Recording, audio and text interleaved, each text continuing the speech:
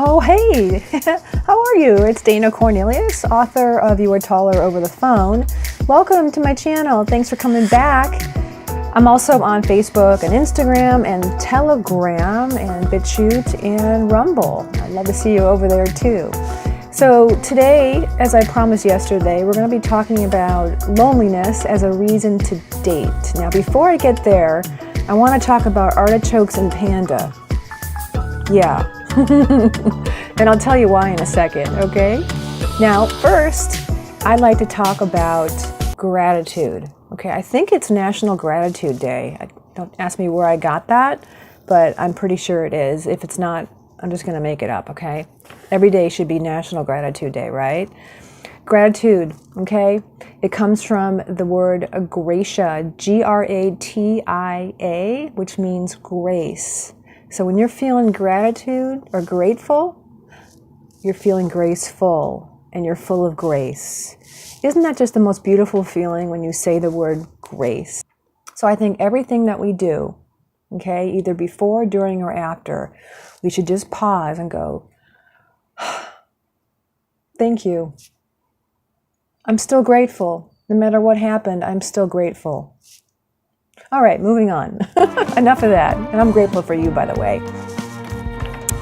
Let's talk about pandas. It's National Panda Day. Have you appreciated a panda lately? Have you hugged a panda lately? I would highly recommend it, but virtually, not literally, because I hear they're kind of grumpy. Anyway, they're located way on the other side of the globe, okay? And what's fun about knowing a little bit about pandas is that it reminds me of childhood. I had a big panda bear stuffed, and I loved it. I loved it dearly, and I wouldn't mind one again, actually. Pandas, they love to eat bamboo, but they're not vegetarians, they're not vegans, they're actually omnivores, which means they eat almost everything, even though 99% of their diet is bamboo. I think it's just so cute when they're munching on it. But they stay at high levels where it's cold, where there's a lot of bamboo. But when it gets too cold, they actually climb back down the mountain to lower elevations where it's warmer, and they continue their bamboo eating there. They don't hibernate, even though they're bears. Artichokes.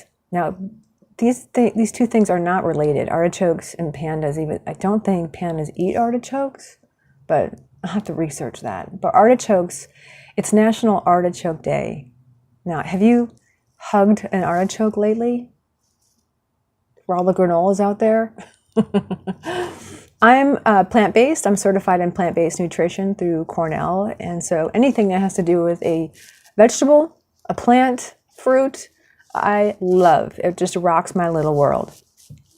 So a couple fun facts about artichokes. I go buy some at the store, okay, because they're really, really delicious for you. It actually is one of the oldest foods known to man.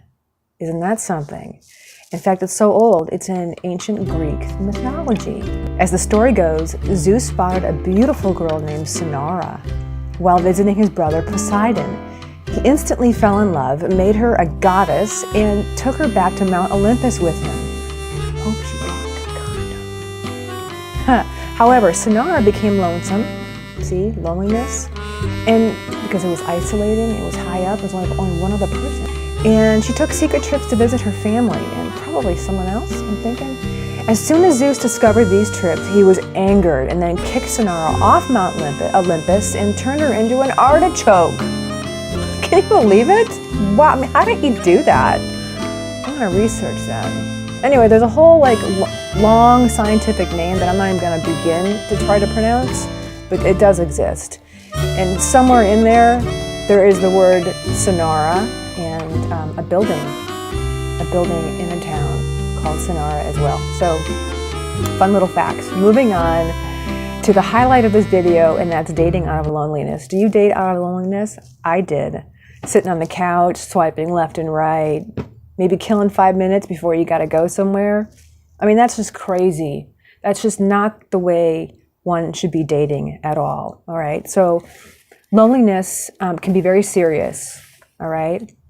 There can be chronic loneliness or situational loneliness. Chronic loneliness usually stems out of a series of childhood traumas. So we perpetuate that feeling of isolation that we had in childhood, whether it was psychological or physical or neglect, any kinds of abuse. We perpetuate that in our adulthood. The temporary isolation, you're in the hospital for some reason, right? And it gets kind of lonely in there, especially at night. Quarantined, right? Anything that has an isolation effect to it can cause us to feel lonely. Have you ever felt lonely in a crowd? So it's not just a physical isolation, it can be an emotional isolation, which stems back to childhood trauma. So any way you spin it, doesn't look good. So we want to address the causes of loneliness and not just the symptoms. So we don't want to eat ourselves out of loneliness, shop ourselves out of loneliness. Okay, we don't want to chat it up with people and get on the phone just because we're lonely. That can be overdone as well. So any extreme behavior to try to compensate for the loneliness behavior, we want to examine. So all in all, loneliness is essentially the absence of meaningful relationships. That's really what it is. So we're lonely and we want to seek a relationship with the opposite sex or the same sex or with a partner. So we go online. But we're forgetting that a meaningful relationship doesn't necessarily have to be with another person. All right? Meaningful relationships, that definition is broad. So there's a meaningful relationship with ourselves, our spirituality, if you're religious, a pet, okay? Maybe the earth. You know, gardeners. I just started gardening. It's so rewarding to be around plants, not terminal. Loneliness is not terminal. There's things you can do, all right? That's all I'm suggesting. Let's go and do it, all right? But I can't stress enough, please do not swipe left or right or get online when you're lonely. It's not fair to the other person, and it's not fair to you. That's all I'm saying, guys. That's all I'm saying. All right, well, that's all I got. I need to get back to my book. I'm writing a sequel. And I'll catch you tomorrow. Tomorrow is going to be dating just to stay in the game. I was on television once, and on the panel, I sat next to a psychologist who addressed the millions and millions of people watching. And she said, it's okay to date just to stay in the game, just to date, dating online, just to stay in the game, even though you're not too serious about it. So we're going to talk about that, okay?